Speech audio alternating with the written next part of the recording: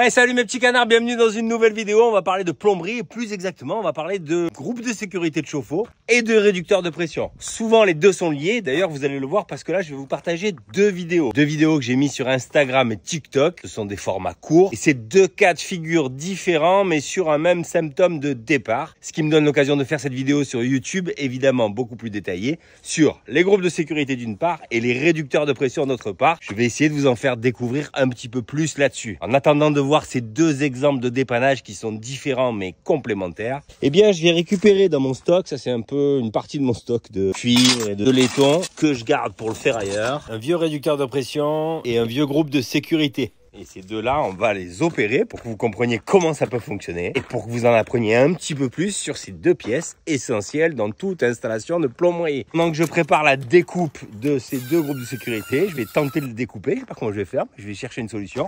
Je vous laisse regarder ces deux dépannages qui ont eu lieu à 15 jours d'intervalle. En réalité, c'est même presque quasi le quotidien des plombiers. Quand on fait du dépannage, on tombe extrêmement souvent sur ce type de situation. Allez, moi je découpe ça en attendant. Hey, salut mes petits canards, allez, un petit dépannage de plomberie avec moi, un petit réflexe qu'il faut que vous ayez quand il y a un groupe de sécurité qui coule.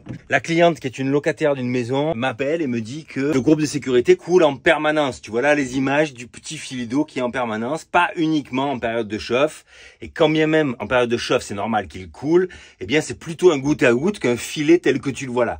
Le premier réflexe qu'il faut que tu aies, c'est d'aller mesurer la pression dans ton installation. Parce que potentiellement, ton réducteur de pression, s'il y en a, et s'il n'y en a pas a fortiori, ne fait plus son travail. Pour mesurer la pression, moi j'ai un petit outil indispensable que je me suis fabriqué moi-même. Ça vaut rien du tout, un petit manomètre et un ensemble de raccords pour pouvoir te raccorder à peu près n'importe où. Je vais me raccorder sur le robinet de puisage en extérieur qui est ici. Voilà, à l'intérieur, j'ai un petit joint caoutchouc. Petit coup de serrage pour être étanche et là j'ai accès. Alors tu vois là un raccord à sertir et là un raccord à glissement. Le raccord à glissement il a un intérêt, c'est de pouvoir tourner le manomètre dans ma direction sans perdre l'étanchéité de mon raccord évidemment. Et là j'observe que j'ai un peu plus de 4 barres de pression. 4 barres de pression, c'est pas trop catastrophique. L'idéal, c'est 3 barres. Mais si le réducteur de pression n'avait plus fait son travail, que potentiellement je pouvais avoir 7, 8 barres dans l'installation, eh bien ce principe-là aurait pu expliquer à lui seul le problème que j'ai à mon groupe de sécurité. Là, 4 barres, c'est un peu plus que ce qu'il faudrait. Idéalement, c'est 3 barres. Mais 4 barres, c'est pas catastrophique. J'ai bien un groupe de sécurité qui est à changer. Je vais revenir tout à l'heure pour le changer. Je te montre là des images de la fin du dépannage. Abonne-toi pour d'autres astuces en matière de plomberie. Je te dis à bientôt. Bye. Remplacement d'un groupe de sécurité d'un chauffe-eau électrique sans le vidanger, voici quelques conseils de pose. Je vous donne une petite astuce. L'astuce du bouchon de liège, ça c'est un bouchon de bouteille de vin que j'ai taillé en cône comme ça. Pour pouvoir enlever mon groupe de sécurité avec le chauffe-eau plein, le boucher provisoirement, le temps de faire ma filasse en vue de la pose du nouveau groupe de sécurité. Hop.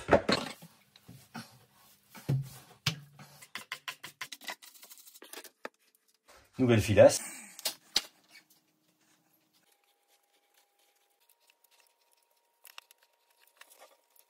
Vous voyez, là, je prends pas l'eau, hein.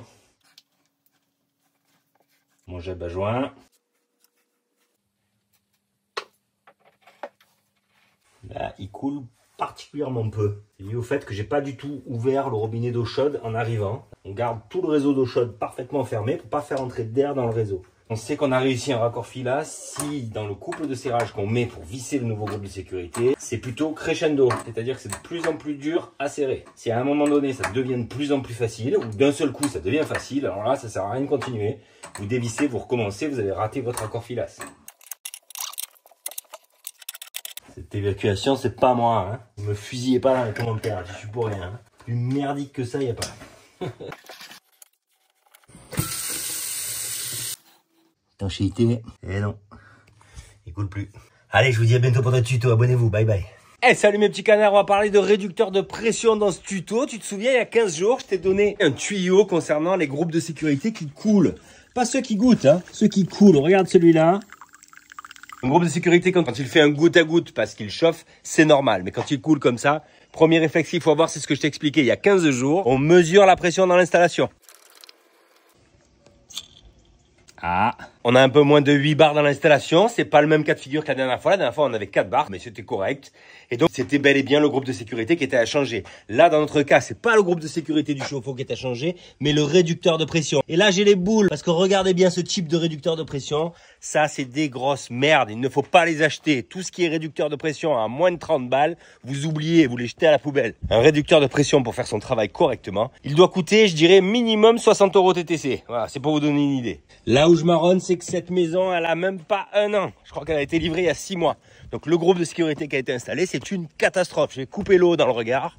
Oh, et le plombier qui a fait l'installation, il a fait des économies sur le réducteur de pression. C'est pas le genre d'endroit où il faut faire d'économies. Même s'il marche, votre réducteur de pression à 30 balles, il ne durera pas longtemps. Dans 2 ans, il est cuit. Le réducteur de pression, il faut que ça dure entre 5 et 10 ans pour bien faire. Alors évidemment, j'ai essayé de le régler. Un réducteur de pression, il se règle. La pression est ajustable par cette BTR là. En réalité, serré à fond ou desserré à fond. Et j'ai quand même 8 bars en sortie. Tiens, et pourquoi j'ai 8 bars à votre avis? Parce que potentiellement, il y a plus dans l'installation. Je peux avoir 10 bars dans l'installation. Sauf que mon groupe de sécurité du chauffe-eau, lui, il est taré pour, à partir de 7 bars, 7-8 bars, relarguer la pression pour ne pas endommager votre chauffe-eau. Allez, c'est parti, on démonte tout ça et on le change. Et pour ceux qui voudraient aller un peu plus loin sur le sujet, sur le principe de fonctionnement d'un groupe de sécurité de chauffe-eau ou d'un réducteur de pression, sur YouTube, dans quelques jours, je vais sortir une vidéo où on va notamment opérer chacun de ces deux équipements pour bien comprendre le fonctionnement et aller dans le détail. Je vous dis à bientôt sur YouTube. Bye. Voilà, nouveau réducteur de pression. La marque, c'est e-tron. Il y a une autre marque historique qui s'appelle Desboard. Desboard, je sais pas comment on dit, qui est de très très bonne qualité, mais c'est un petit peu plus cher. Et je réouvre l'eau. Hop, c'est parti. Attention les doigts. Allez, on chasse l'air dans le réseau. Est-ce que j'ai une fuite? Évidemment que non, j'ai pas de fuite. Ces réducteurs de pression, ils sont théoriquement tarés en usine sur 3 bars. 4 bars, impeccable. C'est une grande maison, il y a au moins 4 ou 5 salles de bain, on va laisser 4 bars. L'idéal, c'est 3 bars dans votre habitation. Si vous avez une très grande maison, mettez 4 bars, il y aura un peu plus de confort. Bon voilà, souvenez-vous, un réducteur de pression de qualité, il fait à peu près la taille d'une balle de tennis. Ça, c'est plutôt la taille d'une balle de golf, je dirais, pour vous donner une petite idée. De toute façon, moins de 30 balles TTC, le groupe de sécurité, vous le jetez à la poubelle.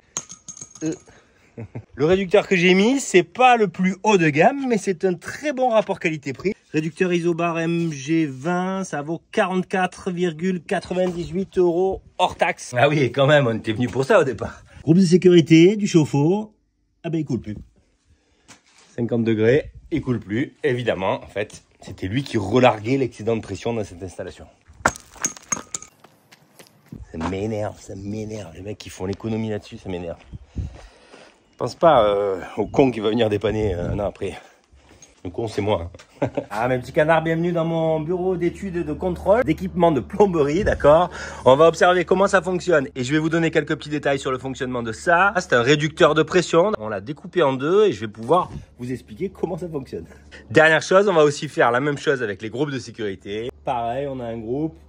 On peut voir à l'intérieur. Je vais vous expliquer toutes les fonctions qui sont comprises dans ce groupe de sécurité. Vous allez être surpris. Et dernière chose, ici, on a 2 modèles de groupes de sécurité différents. Je suis à peu près sûr que dans cette partie-là de la vidéo, tu vas apprendre quelque chose. Donc, reste bien jusqu'à la fin. Donc, on commence avec le réducteur de pression. Le réducteur de pression, c'est un petit équipement qui s'installe au niveau de l'arrivée générale de ton eau. Il faut savoir que l'eau en provenance du réseau de la ville, par exemple, eh bien, la pression peut être comprise entre 2 et 15 bars selon ton secteur et selon ta commune. Ce réducteur, il va permettre d'assurer aux occupants d'une habitation d'avoir une pression d'eau à l'intérieur de l'habitation comprise autour de 3 et 4 bars parce que c'est ce qui est recommandé. Comment est-ce qu'il fait ce petit appareil pour passer de par exemple 10 bars à 4 bars? Eh bien, on va le voir en détail en observant comment c'est à l'intérieur. Ce qu'il faut savoir concernant ce réducteur de pression, c'est qu'il a quand même la possibilité d'être réglé. Sur le sommet des groupes de sécurité, il y a en général une vis de réglage qui vient comprimer un ressort. Tu vas le voir dans une seconde. Et en actionnant cette vis, eh bien, tu augmentes ou tu descends ta pression. Quand tu achètes un réducteur de pression,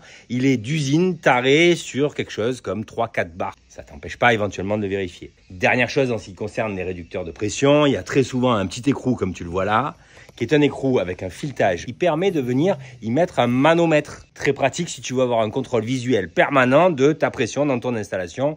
Le manomètre va te donner ta pression après le réducteur de pression, soit la pression dans ton habitation. On voit bien là par exemple que cet écrou, il vient dans le fond de la cuve là et il est en contact directement avec cette portion là dont on va parler dans une seconde. Les réducteurs de pression, ils existent en différents filetages selon la taille de ton installation. Les plus courants, c'est le 1,5, d'accord, le 15-21 et le 3/4. Je dirais même que c'est le 3/4, c'est-à-dire le 20-27 qu'on retrouve le plus dans l'habitation. Je te mets là une photo d'un groupe de sécurité actuel que tu peux trouver. Attention, comme tu l'as compris dans cette vidéo, aux petits réducteurs de pression pas chers. C'est un mauvais calcul, j'espère que tu l'as compris. Alors, comment ça marche un réducteur de pression? Ici, on a l'arrivée d'eau qui arrive ici. On voit que l'eau rentre dans ce tuyau et arrive ici sur un tampon qui, lui, est mobile. Hein. Tu vois là, un piston dans un cylindre.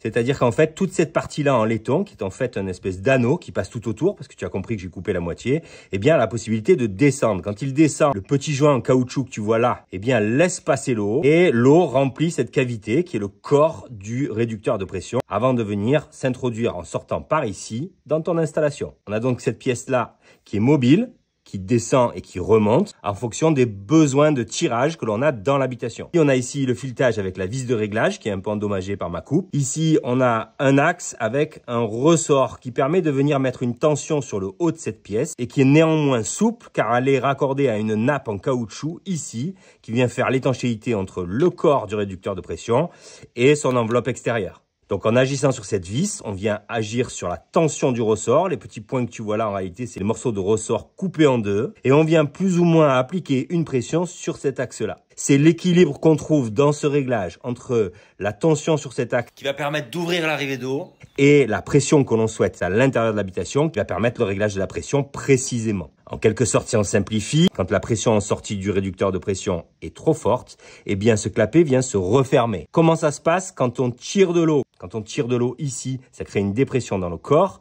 Donc une dépression sur la membrane. Le ressort faisant plus son effet, cette vanne s'ouvre en descendant et permet à l'eau de rentrer dans l'habitation. Quand la pression est trop importante, sortie de réducteur de pression, eh bien la pression est forte sur la membrane, l'ensemble remonte et ce tampon en caoutchouc vient boucher le tuyau d'arrivée d'eau. Et c'est l'oscillation de tout ça qui fait que vous avez une pression constante et surtout réduite dans votre habitation. Ce qu'on peut noter dans cette pièce-là, qui est le corps d'acheminement donc de l'eau en provenance du réseau, vous l'aurez compris, celle-ci est en acier, puisque si je prends un aimant, c'est la seule partie aimantée dans tout mon réducteur de pression, à l'exception du ressort, évidemment. Ça, c'est sans doute pour garder une portée en bon état sur de longues années. Qu'est-ce qui se passe quand un groupe de sécurité ne fait plus son travail? En règle générale, je pense que c'est le calcaire qui envahit cette zone-là notamment et qui empêche le coulissement conforme de cet ensemble qui vient ouvrir et fermer pour réguler ta pression.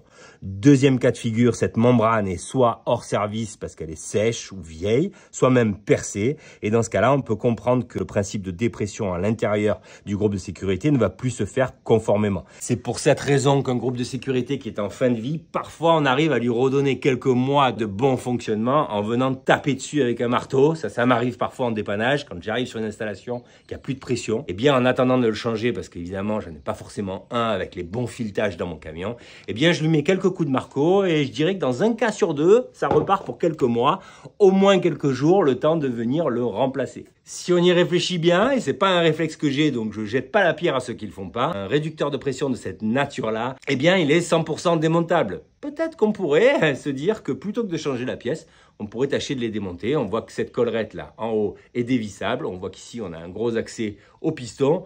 Peut-être que ça peut dans certains cas prolonger la durée de vie de nos réducteurs de pression. Pardon si des fois j'ai dit groupe de sécurité au lieu de réducteur de pression. Comme ça fait à peu près 2 jours que je bouffe des explications autour de ces pièces-là, eh bien parfois je croise un peu les skis. Vous m'excuserez. Maintenant, on va passer au groupe de sécurité. En attendant de voir l'intérieur pour le comprendre aussi, je vais te parler des différentes fonctionnalités de ces groupes de sécurité. Et je pense que sur certains points, je vais te surprendre. Ces groupes de sécurité, ils ont 4 fonctions distinctes dans ce même équipement. Première fonctionnalité, il permet d'ouvrir ou de fermer l'arrivée d'eau froide à l'intérieur de ton chauffe-eau. C'est cette vanne-là, ça tu connais. Là, c'est ouvert, là, c'est fermé. Première fonctionnalité. Deuxième fonctionnalité, là, elle est intégrée. C'est finalement cette pièce-là. C'est un clapet anti-retour. Ça, c'est pour la pollution. C'est pour empêcher que l'eau chaude de ton chauffe-eau puisse revenir dans l'eau froide. En matière de plomberie, on parle souvent de pollution. Ça, c'est de la pollution, de faire revenir de l'eau qui a été chauffée dans l'eau froide. C'est pas très bon. Donc, on a un clapet anti-retour. Ça, c'est sa deuxième fonctionnalité. Troisième fonctionnalité, réguler la pression. C'est un groupe de sécurité, c'est-à-dire que c'est une soupape qui va permettre, quand la production d'eau chaude est à son maximum dans le chauffe-eau, vous savez que l'eau chaude prend plus de place que l'eau froide. Donc, dans un chauffe-eau classique, on peut parler de 3% de volume en plus. Eh bien, si on n'avait pas cette soupape de sécurité, il est à noter que les chauffe-eau exploseraient. Cette soupape, elle est tarée à 7 bars le plus souvent. Ça veut dire que dès que la pression dans le chauffe-eau atteint 7 bars, eh bien, la soupape de sécurité va relâcher de l'eau. C'est pour cette raison que ton groupe de sécurité est raccordé aux eaux usées. Ça, c'était la troisième fonctionnalité du groupe de sécurité. La quatrième, c'est la vidange. C'est-à-dire qu'en fait, par l'actionnement de cette soupape de sécurité, eh bien, on va pouvoir venir vidanger son chauffe-eau, c'est-à-dire évacuer l'eau qui est comprise à l'intérieur du chauffe-eau. Voilà pour les 4 fonctionnalités de ce groupe de sécurité. Maintenant, on va étudier un peu plus dans le détail ce dont je viens de te parler. Alors, on va le prendre dans le sens. Là, on est vertical, c'est-à-dire qu'ici, on est raccordé à l'eau froide du ballon électrique. Et ici, on a le réseau de plomberie qui nous amène l'eau froide. Ici, on est en 20-27, en 3/4. Et ici, on voit une vanne sphérique qui est rien d'autre que ce petit bouton-là. Quand je tourne cette vanne, qu'est-ce qu'on constate? Que la vanne sphérique se met à 90 degrés et donc l'eau ne passe plus. Je réouvre l'eau rentre dans le chauffe-eau, mais tu vois qu'elle arrive ici sur un tampon avec un petit raccord caoutchouc en périphérie qui fait l'étanchéité. Ça, c'est le clapet anti-retour. Si l'eau sous pression arrive ici, on constate que le clapet anti-retour va s'ouvrir et l'eau va rentrer à la fois dans le corps du groupe de sécurité, mais surtout à l'intérieur du chauffe-eau ici. Donc ça, clapet anti-retour. S'il n'y a pas de pression ici qui rentre dans le groupe de sécurité, eh bien le clapet, il est fermé. Et quand il est fermé, il empêche l'eau chaude qui est ici d'éventuellement de revenir dans le circuit d'eau froide. Dernière chose, on réalise donc là que dans ce corps en laiton qui vient jusqu'ici, eh bien on est dans le volume du chauffe-eau. C'est-à-dire qu'ici, l'eau potentiellement peut être chaude, et si elle est très chaude, elle peut être sous pression, parce qu'en chauffant, elle a pris du volume, vous l'aurez compris. Ici, en réalité, c'est une soupape de sécurité qui est tarée en usine. On retrouve là, on le voit pas bien, mais on retrouve là un ressort, en fait, qui a été coupé. On voit quelques anneaux du ressort ici. Tiens, voilà, là j'en pousse un. Je pourrais même imaginer le sortir. On va essayer dans l'autre sens pour voir. Voilà, ça c'est un anneau du ressort, ok. La pression de ce ressort est réglée en usine, ça on peut pas y toucher. Et elle vient appuyer sur une soupape en caoutchouc qui vient sur une portée ici du groupe de sécurité et qui va permettre, quand la pression est très forte ici, de s'ouvrir et de libérer de l'eau ici dans ce qui est finalement la garde d'air et qui est raccordée aux eaux usées. La pression est revenue en dessous de cette barre à l'intérieur du chauffe-eau. Le groupe de sécurité s'arrête de relarguer de l'eau. C'est pour cette raison que, en fonctionnement normal, un groupe de sécurité ne doit pas couler. Il doit éventuellement faire un goutte à goutte seulement quand l'eau chaude sanitaire est en train de chauffer. Vous l'aurez compris. Dans les dépannages, je pense que vous l'avez vu tout à l'heure. Dernière chose, cette soupape, elle sert aussi de robinet de vidange. Il y a différents modèles, mais globalement, tourner cette soupape, ça va venir ouvrir mécaniquement la soupape de sécurité pour pouvoir vidanger le chauffe-eau. Attention néanmoins, vous l'aurez compris, le degré d'ouverture de cette soupape, il est infime. Et c'est pour cette raison-là que quand on change un chauffe-eau, si on se met à vouloir le vidanger par cette molette de vidange, eh bien, ça peut prendre des heures. C'est pour ça que dans mes tutos que j'ai mis sur YouTube, dans lesquels on change le chauffe-eau, par exemple, ou on le détarte, ou enfin, quoi que ce soit qu'on fasse sur les chauffe-eau, il est plus rapide et plus efficace de démonter son groupe de sécurité pour vidanger du chauffe-eau parce que par l'évacuation qui est ici, eh bien, ça sera très long. Alors, si vous avez le temps, il n'y a pas de problème, mais si vous n'avez pas le temps, sachez-le. L'écoulement ici, il est réalisé avec une garde d'air, ça s'appelle, qui permet en fait un écoulement sans débordement, d'accord ? Cet espace qu'on a ici, juste avant le siphon du groupe de sécurité, il ne faut jamais le boucher. Si vous le bouchez, vous pouvez vous attendre parce que ça s'écoule beaucoup moins bien. Accessoirement, ça permet un contrôle visuel de ce qui sort de votre groupe de sécurité. Ici, 2 groupes de sécurité différents, mais c'est la même chose. Et ici, on a un modèle horizontal, vertical, peu importe. Il y a 2 choses que je vais vous dire sur les groupes de sécurité que vous ne savez peut-être pas. La première, je pense que certains la savent. La deuxième, je suis pas sûr. Vous me direz dans les commentaires si vous saviez ou pas. Premièrement, si on lisait les manuels, plus souvent, parce que beaucoup d'entre nous ne les lisent pas, eh bien on s'apercevrait qu'il est noté qu'une fois par mois, il faut venir actionner la soupape de sécurité. En faisant ça, vous allez en réalité décolmater l'éventuel calcaire qui s'est formé autour de la soupape de sécurité et qui pourrait à lui seul expliquer qu'il ne fonctionne plus. Ça vous permet de rallonger la durée de vie de votre groupe de sécurité. Et ça, il faut plutôt le faire tous les mois et dès le début de la vie de votre groupe de sécurité. Si vous avez un groupe de sécurité qui a 5 ans, je suis pas sûr que ce soit le bon moment pour le faire. Il vaut mieux peut-être le changer, puis ensuite commencer à régulièrement, une fois par mois, venir actionner la soupape de sécurité. Dernière chose, selon les modèles, il peut y avoir plusieurs crans. Par exemple, sur celui-là, il y a 2 crans de vidange, 1 et 2. Le troisième, c'est on recolle la soupape. Donc, on est revenu à un fonctionnement normal. Sur celui-là, qui est un Califi, bon, c'est la marque distributeur de Sider, je crois, eh bien, il est à noter qu'il n'y a qu'un seul cran. Un cran et libération de la soupape. Et pour ceux qui me diraient que c'est n'importe quoi de venir actionner la soupape une fois par mois, eh bien, je vous invite tout simplement à lire n'importe quel manuel de n'importe quel groupe de sécurité et vous verrez que j'ai raison. Il y a une dernière chose qu'on peut faire sur un groupe de sécurité que là, alors, très peu de gens savent, vous me direz encore une fois dans les commentaires si vous saviez ou pas, c'est ce petit bouchon-là, qu'on retrouve ici sur ce modèle-là, ici sur celui-là, d'accord? C'est le même principe de fonctionnement. Ça, c'est un bouchon de vérification du bon fonctionnement de 2 choses. à la fois du clapet anti-retour pour la pollution encore une fois, et à la fois de la vanne principale de votre groupe de sécurité. Vous avez votre chauffe-eau qui est en eau, d'accord? Donc l'eau froide arrive ici, sous pression, vous ne coupez pas l'eau, vous venez simplement fermer cette vanne, la vanne du groupe de sécurité, et de l'autre côté, vous avez ce petit bouchon. Le petit bouchon, vous l'enlevez, voilà, il est protégé par un petit joint torique. Par ce trou-là, il y a 3 possibilités. Soit vous avez de l'eau chaude qui coule. Si vous avez de l'eau chaude qui coule, ça veut dire que le clapet anti-retour à l'intérieur de votre groupe de sécurité est hors service. Vous pouvez le changer. Deuxième possibilité, vous avez de l'eau froide qui coule. Dans ce cas-là, ça veut dire que la petite vanne à l'entrée de votre groupe de sécurité est hors service aussi. J'ai bien peur de vous dire encore une fois qu'il faut changer le groupe de sécurité. Et dernière option, il n'y a rien du tout qui coule. Et dans ce cas-là, très bonne nouvelle, ça veut dire que ces 2 parties-là de votre groupe de sécurité sont en très bon état. La durée de vie d'un groupe de sécurité, j'ai peur de devoir vous dire que c'est environ 5 ans.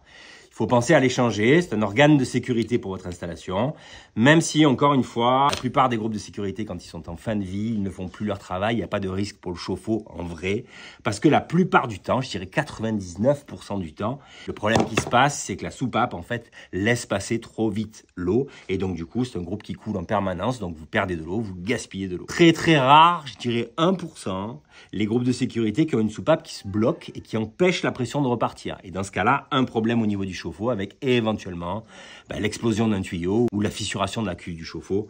C'est vraiment très exceptionnel. Voilà, tout ça pour ça. J'espère que tu auras appris quelque chose dans ce tuto. Le but, c'était de vous faire découvrir ces petites choses. J'espère que ça vous aura intéressé. N'hésitez pas à me le dire dans les commentaires et je vous dis à bientôt pour d'autres tutos en plomberie et autres. Bye bye.